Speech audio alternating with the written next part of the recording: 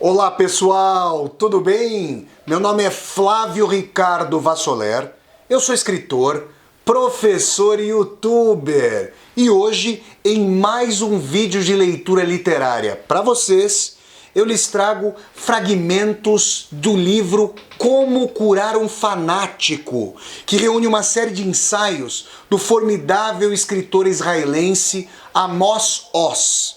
Então vamos lá, gente, sem mais delongas, leituras de trechos do livro Como Curar um Fanático, do escritor israelense Amos Oz. Durante muitos anos, tenho acordado às 4 horas da manhã. Uma caminhada antes do amanhecer põe muitas coisas em sua proporção correta. Por exemplo, se nas notícias da noite de véspera um político usou palavras do tipo para todo sempre, por toda a eternidade, ou jamais em 1 milhão de anos, posso ouvir às 4 da manhã as pedras no deserto ou as estrelas sobre o parque da cidade rindo silenciosamente da percepção que aquele político tem do tempo. A curiosidade, juntamente com o humor, são dois antídotos de primeira linha ao fanatismo. Fanáticos não têm senso de humor e raramente são curiosos, porque o humor corrói as bases do fanatismo.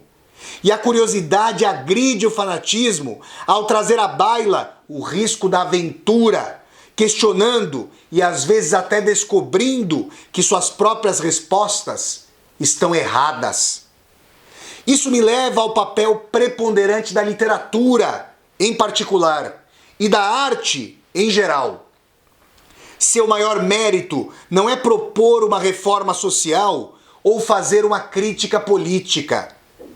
A característica que define a boa literatura ou arte é a capacidade de fazer-se abrir um terceiro olho em nossa testa, que nos faça ver coisas antigas e batidas de um modo totalmente novo. Mesmo uma visão antiga tem um instante de nascimento, como expressou o grande poeta israelense Nathan Alterman. A grande literatura tem se posto nos lugares e nas peles dos outros, estranhos, às vezes odiosos, seres humanos, Dom Quixotes, os Iagos, os Raskolnikovs deste mundo. A curiosidade também inspirou meu fascínio pelo mal. As ciências sociais tendem a atribuir a agressão ao sofrimento na infância, à crueldade da sociedade ou ao colonialismo. Não existem atos malévolos, só crimes induzidos pelo trauma. Não existem pessoas más, só vítimas que se tornaram perpetradores. Assim, sociólogos e psicólogos não reconhecem de todo a existência do mal. Mas eles estão errados. O mal existe. Teólogos, por outro lado, muitas vezes reivindicam o mal como parte de seu campo de especialização. Mas estão errados também. Quase todo ser humano reflete sobre o mal e estamos profundamente fascinados por ele, quer o aceitemos ou não. A literatura sempre soube como somos curiosos a respeito do mal. Desde Caim, Medeia, Iago, Mefistófeles, Raskolnikov e o patriarca de Garcia Márquez, todos eles nos intrigam, porque cada um de nós e todos nós carregamos um ou dois genes, ou um ou dois germes do mesmo tipo dos que se apossaram desses monstros literários. Anos de observação do mal, em círculos históricos, em círculos de minha própria vizinhança e da minha própria intimidade, me levaram a pensar que a distinção entre o bem e o mal é a parte mais fácil do exercício moral. Quase todos nós conhecemos, mesmo que só instintivamente, o imperativo categórico de Kant. Quase todos nós distinguimos, por experiência, o que é a dor. Quando ferimos os outros, sabemos que os machucamos. Todos nós comemos da árvore do conhecimento, cujo nome completo em hebraico é a árvore do conhecimento do bem e do mal. Se eu tivesse de destilar os 10 mandamentos em um só, ou o imperativo categórico de Kant em 2 palavras, eu diria: não ferirás. Ou em 3 palavras, não infligirás dor. Tenho mantido uma discussão amarga com um compatriota muito famoso e meu correligionário judeu, Jesus Cristo, que diz: perdoa-lhes, eles não sabem o que fazem. Às vezes concordo com a primeira parte da sentença, a parte do perdão, mas rejeito energicamente a segunda parte, que implica que devamos ser todos, ou a maioria de nós, perdoados porque somos moralmente imbecis. Não somos. Sabemos o que significa dor. Toda e cada vez que infligimos dor aos outros, sabemos o que estamos fazendo. Sabemos sim. Mesmo uma criancinha inocente que puxa o rabo do cachorro sabe que está causando dor. A dor é o grande denominador comum de todas as coisas comuns. A dor é uma experiência democrática, até mesmo uma experiência igualitária. A dor não distingue entre o mais rico e o mais pobre, entre o mais poderoso e o mais submisso. Sempre que infligimos dor aos outros, não o fazemos a partir da ignorância, mas porque, ao que parece, deve haver algum gene malévolo em quase todos nós. No entanto, não se preocupem com minha discordância em relação a Jesus Cristo. Não há nada em comum em 2 israelenses tendo opiniões opostas. Qual é, então, a parte difícil do exercício moral? É distinguir entre as gradações do mal, pois no mundo há muitas gradações do mal. Roubo, pilhagem e exploração são coisas muito ruins. Estupro e assassinato são piores. A opressão de mulheres, de minorias e a colonização de povos são muito ruins. Genocídio é pior. A destruição do meio ambiente é muito ruim. Limpeza étnica é pior. A comercialização e a vulgaridade das relações humanas são muito ruins. A queima de heréticos na fogueira e a venda de jovens mulheres por um maço de cigarros são piores.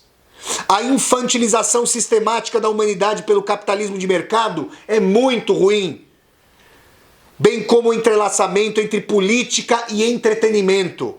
Mas as cruzadas, a jihad, a inquisição, os gulags e os campos de concentração são muito, muito piores. Nos anos recentes, os intelectuais europeus têm sido preguiçosos demais para distinguir as gradações do mal. Eles põem todos os males deste mundo em um mesmo cesto. Apartheid, poluição, genocídio, machismo, chauvinismo, espionagem eletrônica, a ocupação da Cisjordânia por Israel, o emudecimento da oposição na China e os insultos do politicamente incorreto. Talvez esses intelectuais tenham perdido alguma básica curiosidade humana quanto à natureza do mal. Eles precisam aprender sua intrincada cartografia, suas camadas geológicas.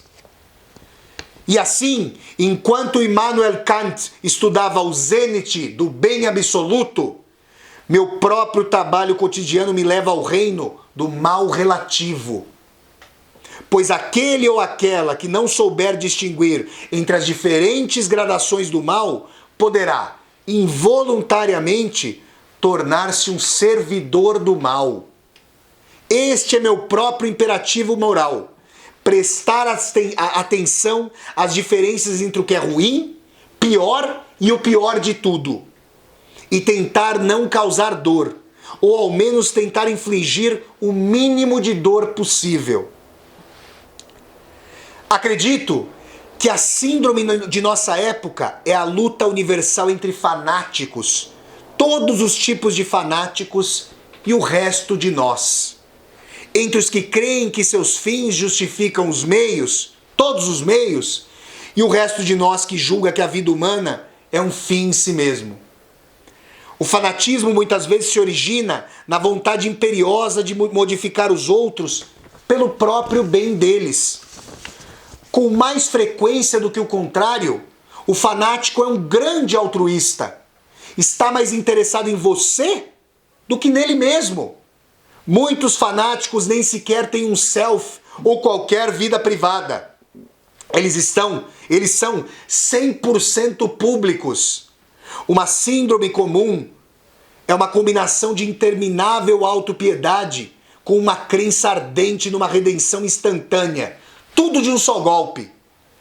Pessoas que explodem clínicas de aborto na América. Pessoas que decapitam presumíveis hereges no Oriente Médio. Pessoas que queimam mesquitas e sinagogas na Europa e Israel. Pessoas que assassinam outras simplesmente porque as outras se recusaram a mudar, nascer de novo, ir embora ou se converter. Todas elas compartilham o mesmo e antigo gene. O fanático é um ponto de exclamação ambulante. Ao contrário de muitos pacifistas, eu não compartilho a ideia de que a guerra é o pior dos males. Para mim, o pior dos males é a agressão. Guerras e violências são apenas consequências da agressão. A agressão às vezes tem de ser repelida e derrotada com o uso da força. Essa é a diferença crucial entre um ativista do pacifismo como eu e como o movimento israelense pela paz, por um lado, e numerosos pacifistas, por outro lado. Tenho consequência de que às vezes é preciso usar a força como último recurso. No entanto, penso que é impossível acabar com uma ideia apenas com o uso da força. Ideias ruins têm de ser superadas, afinal, por ideias melhores. O Estado Islâmico não é apenas um bando de assassinos. É uma ideia nascida de raiva e desespero e fanatismo. Pode-se usar a força para derrotar o Estado Islâmico, mas o vazio que a isso se seguirá deve ser preenchido com ideias melhores. Afinal, não se pode bater numa ferida que sangra para fazê-la parar de sangrar ou para fazê-la deixar de ser uma ferida. Essa regra é verdadeira também, é claro, para a tragédia israelo-palestina. Infelizmente, o número demasiado de israelenses e de árabes parece ignorar essa simples verdade. Permitam-me divagar com uma história. Sou um notório divagador, sempre divago. Um querido amigo e colega meu, o maravilhoso romancista israelense Sami Michael, teve certa vez a experiência que alguns escritores têm de tempos em tempos, de uma longa viagem intermunicipal de carro, na qual o motorista estava proferindo a costumeira palestra sobre como é indispensável para nós, judeus, que se matem todos os árabes. E Sami o escutava e, em vez de gritar, "Que homem horrível você é! Você é um nazista! Você é um fascista!", ele decidiu lidar com aquilo de um modo diferente. Ele perguntou ao motorista: "E quem você pensa que deveria matar os árabes?" O motorista disse: "O que você acha? Nós, os judeus israelenses. Temos de fazer isso. Não há alternativa. Veja só o que eles estão fazendo conosco todo dia." "Mas quem exatamente você acha que deveria se encarregar da tarefa? A polícia? Ou o exército? Ou talvez os bombeiros? Ou as equipes médicas? Quem deve realizar o trabalho?" O motorista coçou a cabeça e disse: "Acho que devia ser dividido de maneira equitativa entre todos nós. Cada um devia matar alguns deles. Sammy Michael, ainda jogando o jogo, disse: ok, suponha que você seja designado para algum bloco de residências em sua cidade. Haifa, por exemplo. E você vai bater de porta em porta, ou tocar a campainha e perguntar: perdão, sim, perdão, senhor, ou com licença, senhora, por acaso o senhor ou a senhora é árabe? E se a resposta for sim, você atira nele ou nela. Aí você termina o serviço em seu bloco e está pronto para ir para casa. Mas assim que se vira, você ouve em algum lugar de um quarto andar do seu bloco, o choro de um bebê. Você voltaria para atirar no bebê? Sim ou não? Perguntou Sammy a motorista. Houve um momento de silêncio. E então o motorista disse a Sammy Michael: sabe, você é um homem muito cruel. Por fim, uma citação que o Amos Oz traz do poeta israelense Yehuda Amihail: onde temos razão, flores não podem crescer. Pessoal, esses foram trechos formidáveis da obra Como Curar um Fanático, do escritor israelense Amos Oz. Eu trouxe esses trechos a partir da tradução de Paulo Geiger, que foi publicada pela editora Companhia das Letras. Se você gostou de mais essa leitura literária do meu canal, eu peço que você dê um like no vídeo, curta-o, traga seus comentários para conversar comigo e dissemine esse vídeo entre as demais redes sociais para que nós alcancemos cada vez mais pessoas. Se você assistiu a esse vídeo e ainda não está inscrito ou inscrita no canal, se inscreva, toque a sinetinha para poder receber as notificações e seja sempre muito bem-vinda e bem-vindo a este meu canal do YouTube, Flávio Ricardo Vassoler. Até a próxima leitura literária do meu canal, pessoal, e tchau, tchau!